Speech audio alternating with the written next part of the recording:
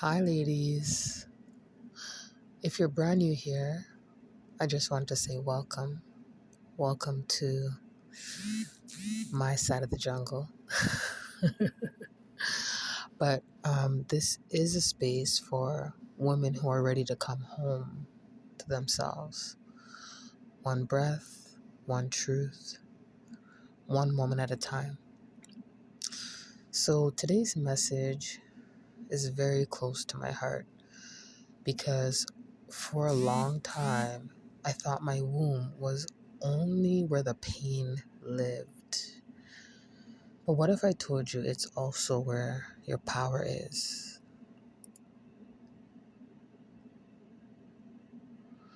So, growing up, my relationship with my womb was rooted in a lot of pain.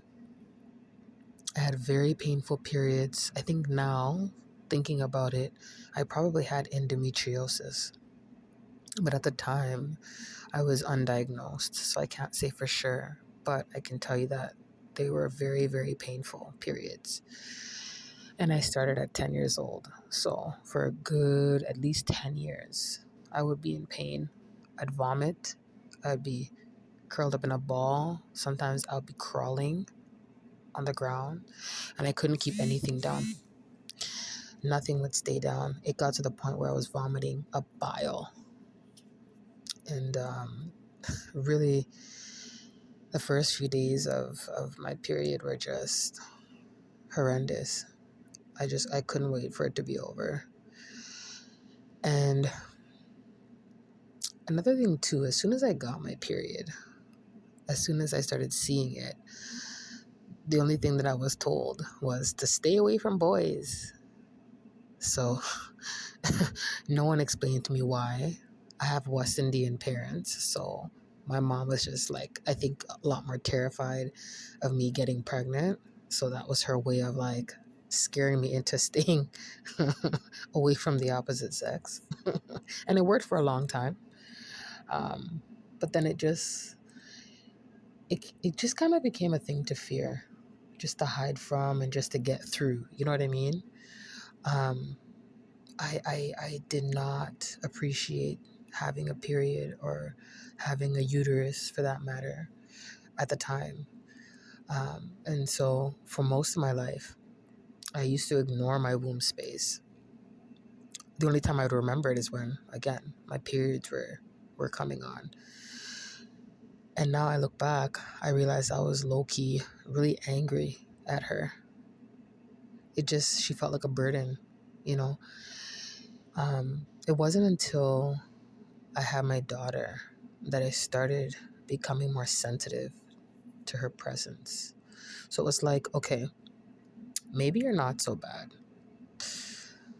Okay, because at that time now, I actually stopped having cramps. So that was one of the biggest things, to not have cramps, to not be keeled over, and not being able to hold anything down. Listen, I mean, that was like a miracle in itself. So I started, I don't want to say accepting her, but just, okay, I think I can tolerate this. I'm okay, because now I can't feel anything, even when I had my periods after my daughter. But I still didn't really know what to do with that awareness. So I just, again, like I said, I just knew that I wasn't in any pain and she wasn't hurting me anymore. That's how I viewed it. And if that's where you are right now, I want you to know you're not alone. There's many of us, many women that go silent and not speak about these things because we're just expected to just deal with it. So, I just want to put that out there. You're not alone if you felt like this. I think the only thing that I don't want to say for everyone, but for me, outside of staying away from boys, the only other thing I was really told about my period or my womb was, okay, what kind of pads do I need to buy? what pills actually work to take the pain away temporarily, and just how to deal with the pain. But what if we stopped dealing with her and started speaking to her? That's what this space is about. And I'm here to open that door. So the shift started last year. It was during an on and off relationship that I was having with someone that I knew from high school. We had dated briefly right after high school, lost touch, and then we reconnected about a year and a half ago. And I was just navigating a lot emotionally. And one night, I found myself placing my hand over my womb. I didn't have an agenda, just presence. And I felt movement, like a nudge, like she was listening and ready to speak. So that moment changed everything. So I began noticing how I felt at different times of the month, when I would be more tired, when I'd be more creative, when I'd feel more emotional. And I started cycle syncing. So if you don't know too much about cycle syncing, it's a game changer. I'm not doing it perfectly because it's something that is still brand new, still fresh to me. But stay tapped in because I have more content around that coming down the road. But yeah, so I started cycle syncing. Not perfectly, but more on an intuitive basis. And so my womb would tell me like when I needed to rest because now my ear, I was more inclined to listen, to feel really.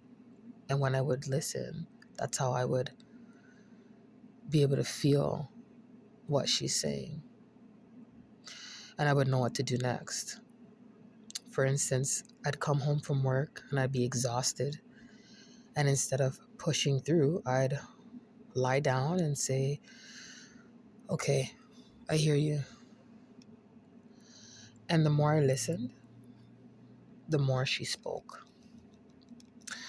One time, actually very recently, I was so excited about going to this event. So for all my mamas out there, all my parents, especially single moms, if you don't have backup childcare, and the minute you get that backup childcare, reliable childcare, it's like you don't even know what to do with yourself. So another parent, a friend of mine, invited me to go to an event, and her daughter offered to watch my daughter. And so I was feeling so amped to go, but then later on, something in my core felt uneasy. Like I didn't feel 100% sold on the idea of going to that specific event. So it wasn't that I didn't want to go out, but it was more like, do I really want to be out with a whole bunch of like people and crowds? And I just, at that time, I just didn't feel up to it. And so, as hard as it was, I turned it down. But then, only to find out later, maybe a couple days later, someone sent me a video of the same event. There was like a stampede happening, people were being trampled. And so I realized my womb had warned me, and I listened. And I don't want to say that's when I knew, but that was confirmation that this isn't just a hormonal center. She's an oracle. Again, if you listen, she will speak.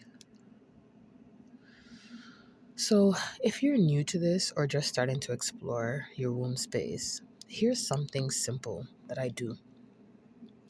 I usually do it in the shower after I've, you know, soaped my body up and washed all the soap off. I'll stay in there for a few more minutes, just doing some deep breathing and just being present. But more recently, what I've started to do, and you can try this too, place your hand over your womb So this is what I do. I'll put my hand over my own womb and I'll breathe in deeply just for a few seconds with my eyes closed, and I'll just be present. You don't need any candles. You don't need a special setup. You don't even need music. But just the act of placing my hand over my womb and being present. Just me and her. And sometimes I may whisper, "Thank you for holding me," even when I forget to listen, even when I forget to hold myself. And then I let the silence do the rest.